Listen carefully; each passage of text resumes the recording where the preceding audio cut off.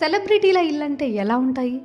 పెద్ద పెద్ద బంగ్లాల్లో ఇంటి చుట్టూ సెక్యూరిటీ గార్డులతో హంగామా ఉంటుంది. అంతెందుకు, ముంబైలో రిలయన్స్ అధినేత ముఖేష్ అంబానీ ఇల్లు గురించి తెలియని వాళ్ళు ఉండరు. ఎందుకంటే ప్రపంచంలోనే అత్యంత ఖరీదైన ఇళ్లలో ఒకటి ఆయనది. అంతేకాదు, ఆకాశాన్ని అంటేలా ఎత్తైన భవనం కావడంతో అంబానీ ఇల్లు విలాసవంతానికి కేర్ ఆఫ్గా చెప్పుకుంటారు. కానీ సెలబ్రిటీల్లో సింపుల్ లైఫ్ని లీడ్ చేసే వాళ్ళని మీరు ఎప్పుడైనా చూసారా? అసలు అలాంటి వారి పేరు విన్నారా? ఛాన్స్ లేదనద్దు, మన దేశంలోనే అలాంటి వ్యక్తి ఉన్నారు. ఆయన ఎవరో కాదు, అందరికీ సుపరిచితుడైన టాటా గ్రూప్ అధినేత రతన్ టాటాని. వేల కోట్లకు అధిపతి అయినా ఎప్పుడు కూడా సింపుల్గా ఉంటారు. ఓ సామాన్యుడు ఎలా ఉంటాడో అలానే రతన్ టాటా కూడా ఉంటారు. ఎవ్వరికి ఏ కష్టం వచ్చినా ముందుంటారు.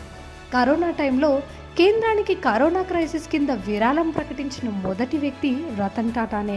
అలాగే తన కంపెనీలో పనిచేసే ఓ ఉద్యోగి ఆరోగ్యం బాగా లేకపోతే వారి ఇంటికి వెళ్ళి మరి పరామర్శించిన వ్యక్తి రతన్ టాటా. అలాంటి రతన్ టాటా వ్యక్తిత్వంలోనే కాదు, జీవితాన్ని కూడా సాదాసీదాగా గడుపుతారని చెప్పడానికి ముంబైలోని ఆయన ఇల్లే నిదర్శనం. ముంబైలోని కొలబా ఏరియాలో బీచ్కి ఎదురుగా రతన్ టాటా ఇల్లుంది. రిటైర్మెంట్ తర్వాత ఆయన ఇక్కడే ఉంటున్నారు. క్యాబిన్స్ అని ఆ ఇంటికి పేరు. 3 అంతస్తుల ఆ తెల్ల బిల్డింగ్ 13,500 చదరపు అడుగుల్లో నిర్మితమైంది. ఎటు చూసినా అద్దాలతోనే ఉంటుంది ఆ ఇల్లు. చూడటానికి చాలా సింపుల్గా ఉన్న ఈ భవంతిలో చెప్పుకోవాల్సినవి 2 ఉన్నాయి. ఒకటి జిమ్, ఇంకొకటి స్విమ్మింగ్ పూల్. 3వ అంతస్తులో స్విమ్మింగ్ పూల్ ఉంటుంది.